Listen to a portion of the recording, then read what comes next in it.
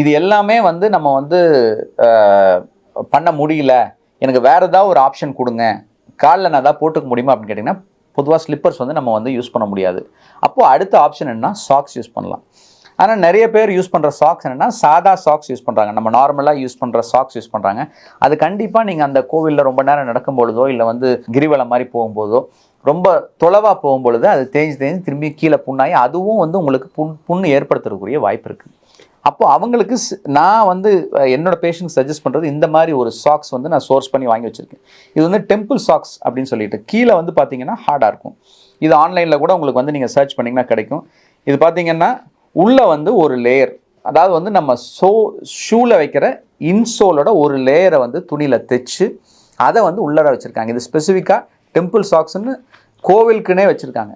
ஏன்னா இதுதான் மெயின் சந்தேகம் அவங்களுக்கு, இந்த மாதிரி ஏதாவது ஆப்ஷன் இருக்கான்னு. நிச்சயமாக இந்த மாதிரி ஆப்ஷன் இருக்குது. இதை யூஸ் பண்ணிங்க அப்படின்னா உள்ளே நடக்கும் பொழுது நமக்கு எந்த சூடாக இருந்தாலும் இதை வந்து மேனேஜ் பண்ணிக்கும். அதே போல் நமக்கு கோவிலில் வந்து இந்த தேங்காய் சில்லு கிடக்கிறது, சின்ன சின்ன கல் கிடக்கிறது, இதெல்லாம் வந்து காலை வந்து குத்துறதையும் தவிர்க்க முடியும், புண்ணு ஏற்படுறதை தவிர்க்க முடியும்.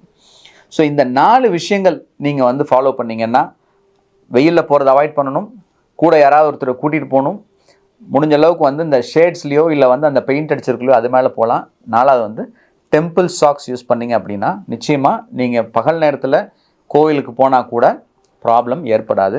இல்லைன்னா வந்து என்ன பண்ணுங்க, இந்த மாதிரி விஷயங்களை அவாய்ட் பண்ணுறது நல்லது. ஏன்னா ஒரு சின்ன விழிப்புணர்வு தான்.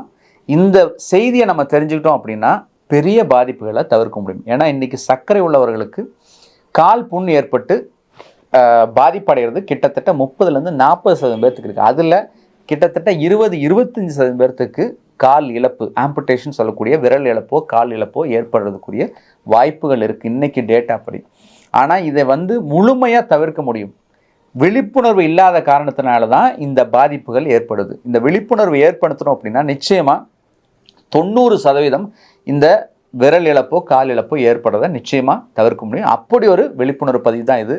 ஸோ உங்களுக்கு பயனுள்ளதாக இருக்கும்னு நினச்சிங்க, மற்றவங்களுக்கும் யூஸ் பண்ண முடியும்னு நினச்சிங்கன்னா மற்றவங்களுக்கும் ஷேர் பண்ணுங்கள். இன்னும் சேனலை சப்ஸ்கிரைப் பண்ணாதவங்க சப்ஸ்கிரைப் பண்ணுங்கள். மீண்டும் ஒரு ஆரோக்கிய தகவலோடு அடுத்த வாரம் சந்திப்போம். நன்றி, வணக்கம்.